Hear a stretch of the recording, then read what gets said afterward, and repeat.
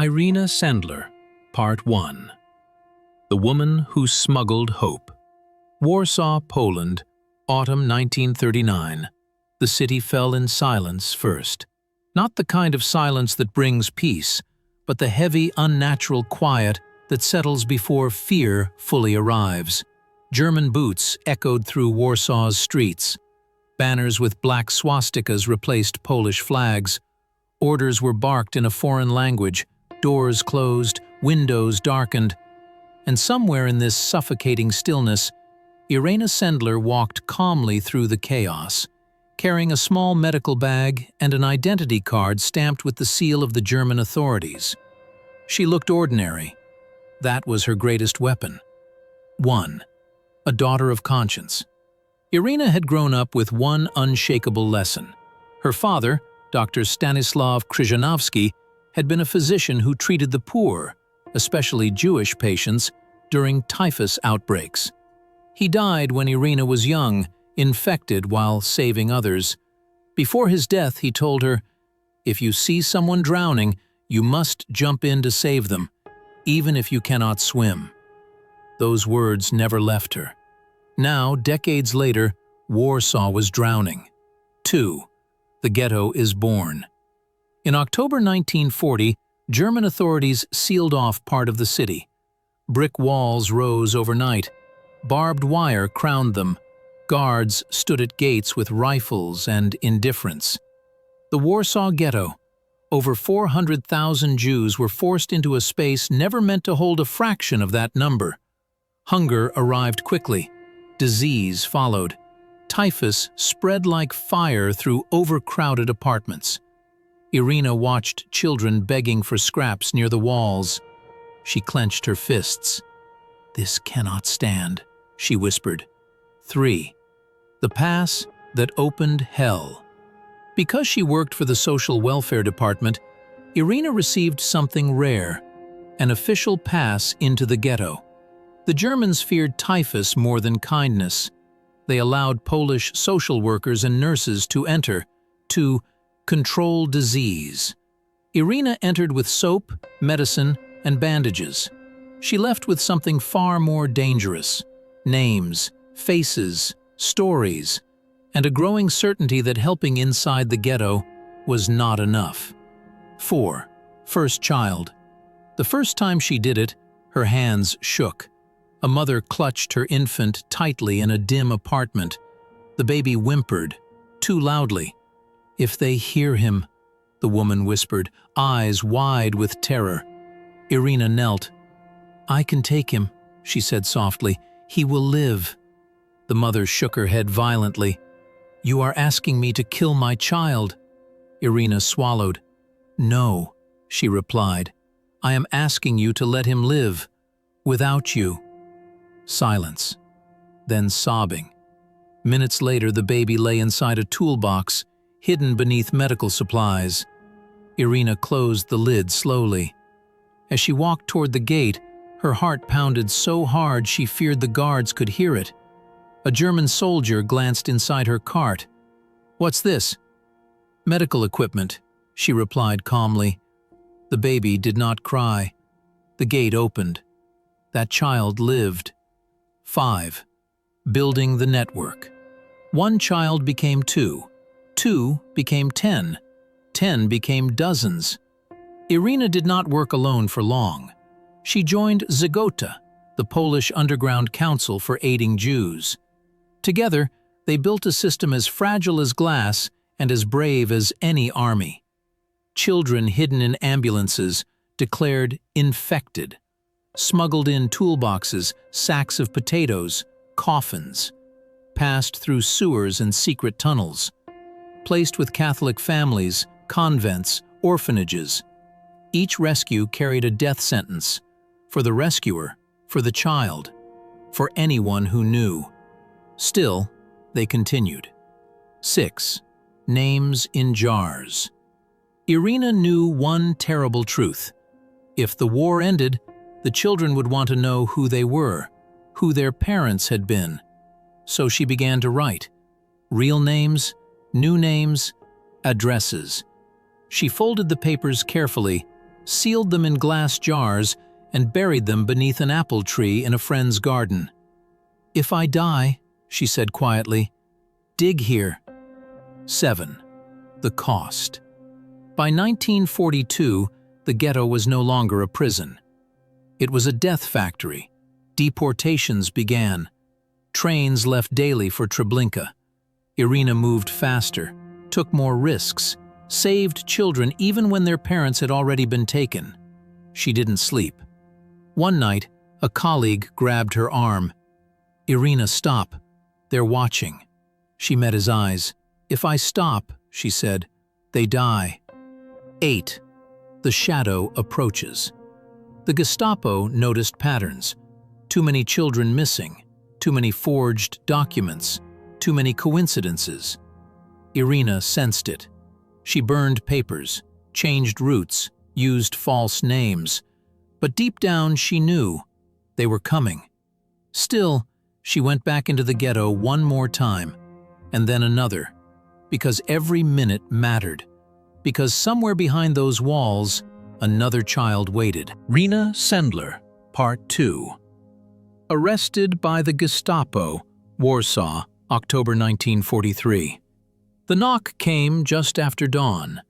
It was not loud. It did not need to be. Irena Sendler froze in the narrow kitchen, her hand hovering above a chipped enamel cup.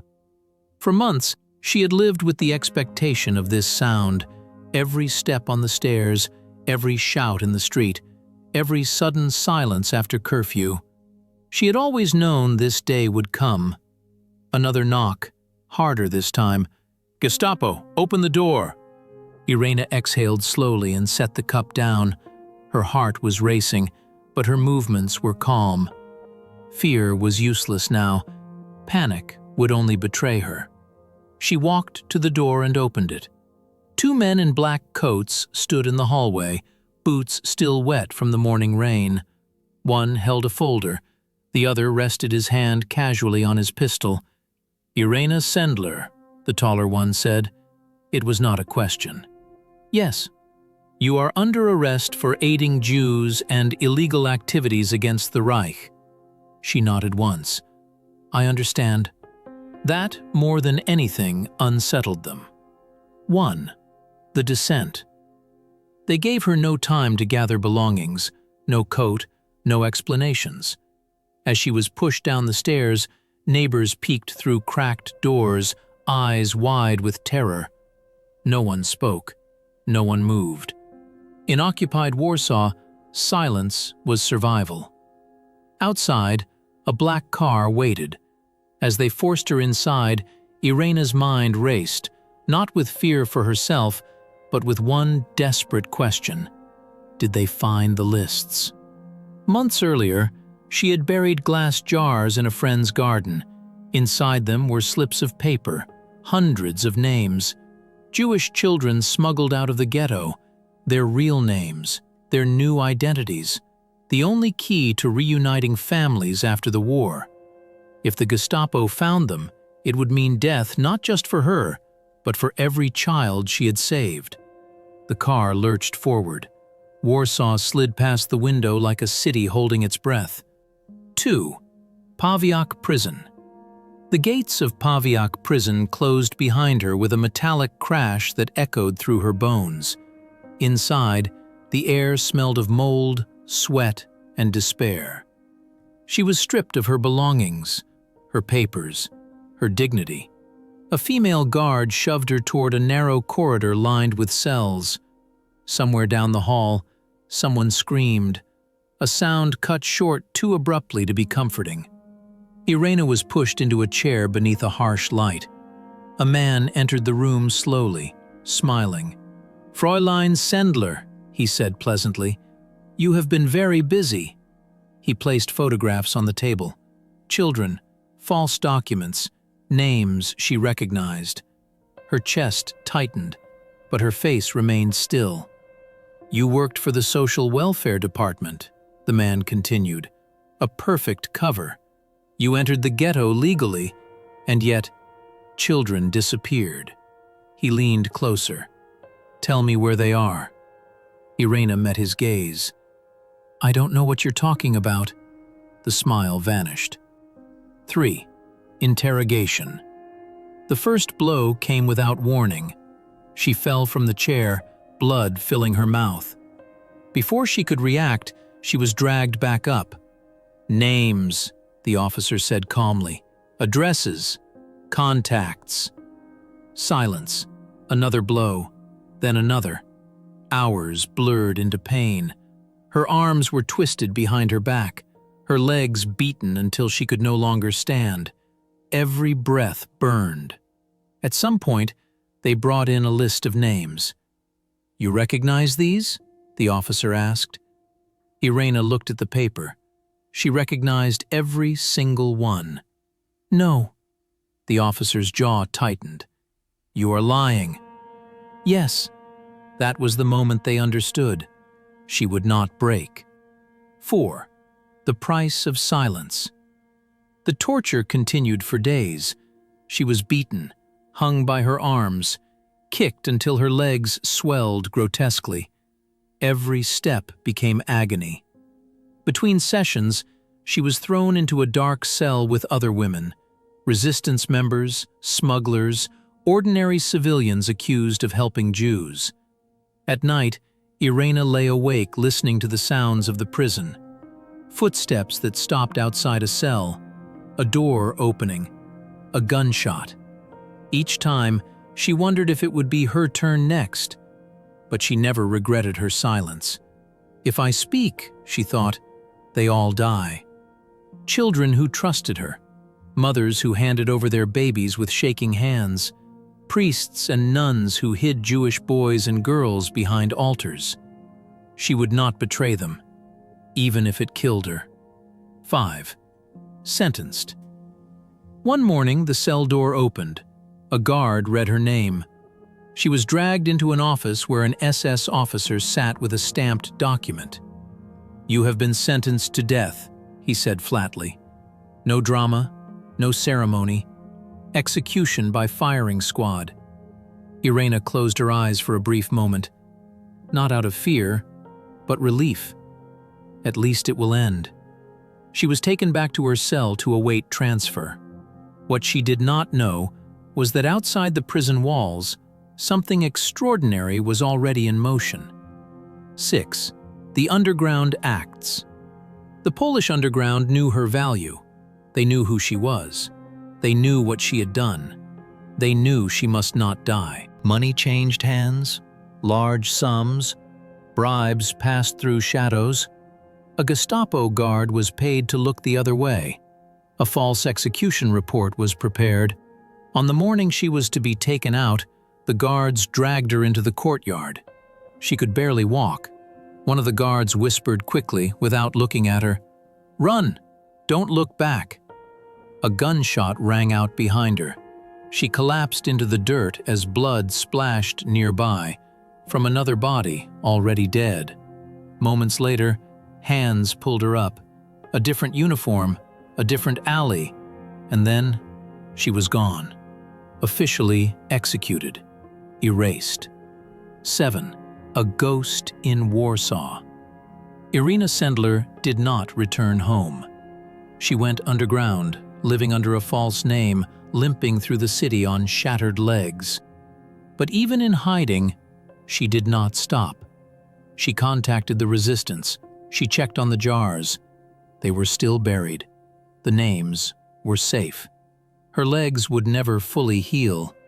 She walked with pain for the rest of her life, but thousands of children lived. And that was enough. Irena Sendler. Part 3. After the war, forgotten, then remembered. Poland, 1945. When the war ended, there were no parades waiting for Irena Sendler. Warsaw lay in ruins. Not the dramatic ruins of monuments, but the silent, pulverized remains of homes, schools, hospitals, streets where no voices returned. The ghetto was gone, flattened into dust and memory. Millions were dead, millions more displaced, and the world was eager to move forward, not backward into pain. Irena stepped out into this new peace with a limp that never healed properly and scars that were not visible. She did not speak of what she had done. She did not tell stories. She did not seek recognition. She went back to work. 1. The silence after heroism. Irena resumed her job as a social worker. Children needed food. Orphans needed shelter. Families needed help finding relatives who might still be alive, or confirming that they were not. She lived modestly. She walked the same streets she had once crossed under false names and forged papers. She passed places where children had been handed to her through windows, sewers, church doors. Sometimes she stopped walking. Sometimes she whispered a name. She kept the jars buried during the war, lists of Jewish children she had helped save, written on scraps of paper, sealed in glass and hidden beneath an apple tree. After the war, she dug them up with trembling hands, hoping to reunite children with surviving families. Most families were gone. Some children had no one left to return to. When asked years later how she felt about that, Irena said quietly, "I only wanted them to live, even if they lived without parents." 2. A new enemy. Oblivion. Post-war Poland did not celebrate people like Irena Sendler. The new communist government distrusted anyone connected to underground networks, foreign organizations, or religious institutions. Her wartime ties to Żegota, the Polish government in exile, and the Catholic Church made her suspicious in the eyes of the state. She was questioned. She was sidelined. She was watched. No medals, no public praise, no textbooks mentioning her name. History moved on without her, and Irena did not protest. When colleagues urged her to speak up, to claim credit, she shook her head. "I did what any decent person should do. That is not heroism." 3. Children remember. What governments forgot, children did not. From time to time, adults would approach her hesitantly. A woman in her 30s, a man with graying hair, a stranger with familiar eyes. They would say, "You don't remember me, but you carried me once. You saved me. You gave me a new name." Some brought flowers, some brought letters, some brought their own children. Irena listened quietly, hands folded, eyes lowered. She never cried in front of them. Later, alone, she sometimes did. 4. The world discovers her. Too late. For decades outside Poland, almost no one knew her name. Then, in the late 1990s, something unexpected happened. A group of American high school students researching the Holocaust came across a brief mention of a Polish woman who had saved Jewish children. They couldn't find much information, so they wrote letters. They searched archives. They refused to let the name disappear. They found Irena Sendler, alive, elderly, astonished that anyone cared. When they visited her, she was confused. "Why are you here?" she asked gently. "I am just an old woman." They told her, "Because the world should know." Slowly, recognition followed. She was honored by Israel as righteous among the nations. Her story spread across books, plays, documentaries. She was nominated for the Nobel Peace Prize. When told about the nomination, she smiled faintly. "I am not a hero," she said. "Every child saved is my justification." 5. A quiet ending. Irena Sendler died in 2008 at the age of 98. No grand state funeral, no statues towering over cities, but something far greater remained. Over 2,500 lives, and generations born because she chose compassion over fear. She once said, "I could not save everyone, and that haunts me more than what I did save."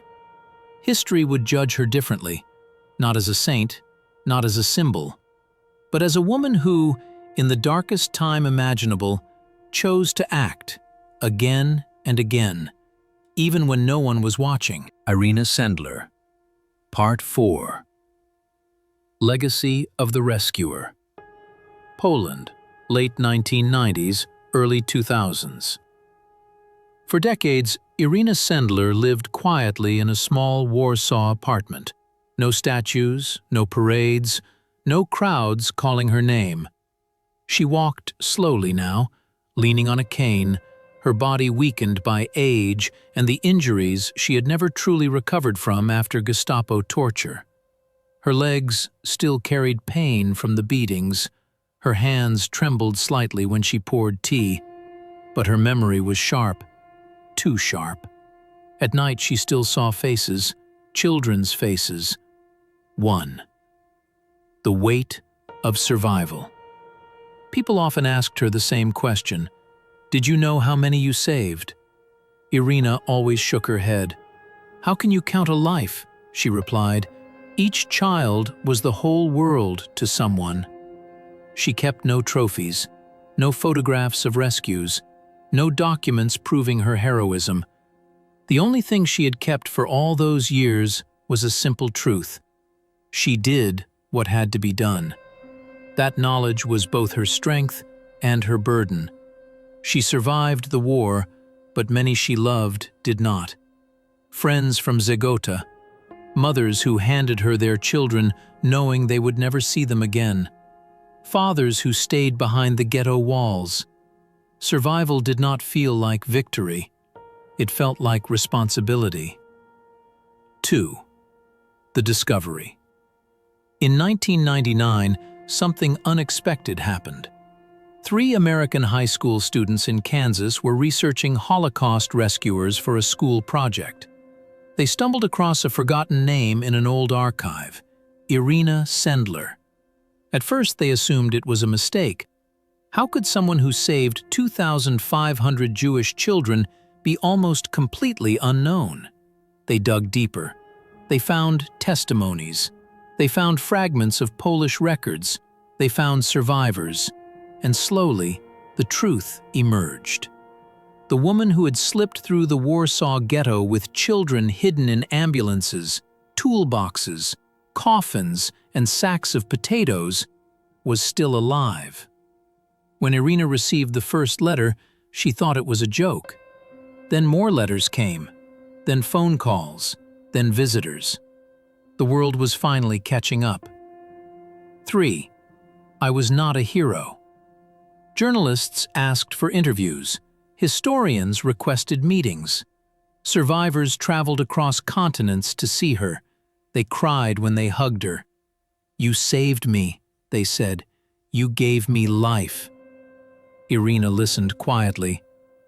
I was not a hero, she replied again and again. The real heroes were the mothers who gave me their children. She told them about the glass jars buried under an apple tree, the lists of real names and false identities she had kept, hoping after the war to reunite families. Most parents were already dead when the jars were dug up. That knowledge never left her. 4. Recognition at last.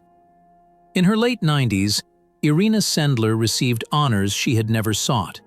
Righteous Among the Nations by Yad Vashem, Poland's Order of the White Eagle, International Humanitarian Awards, nominations for the Nobel Peace Prize.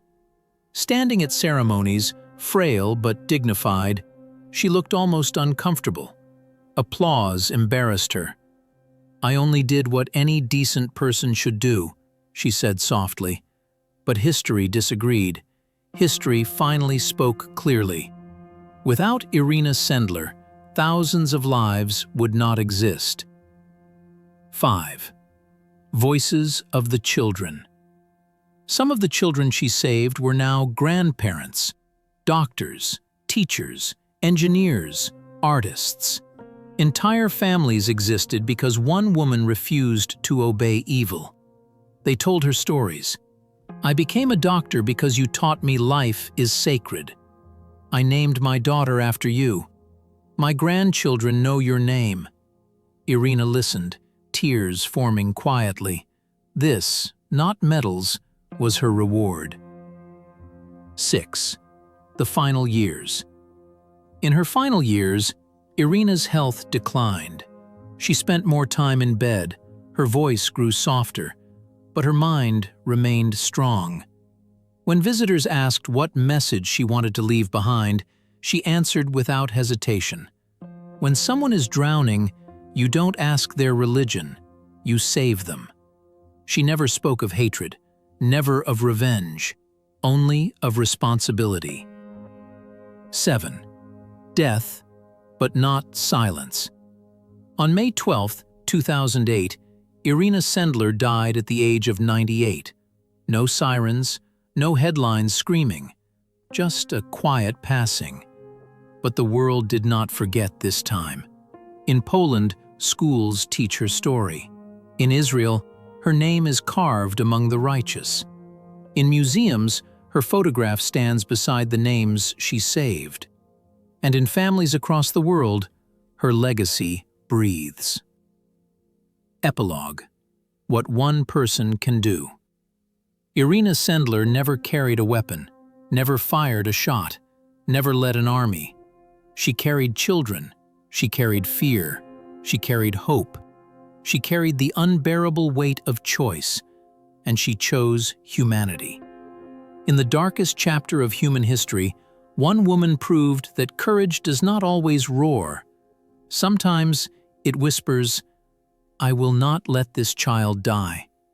And because of that whisper, the world is still alive.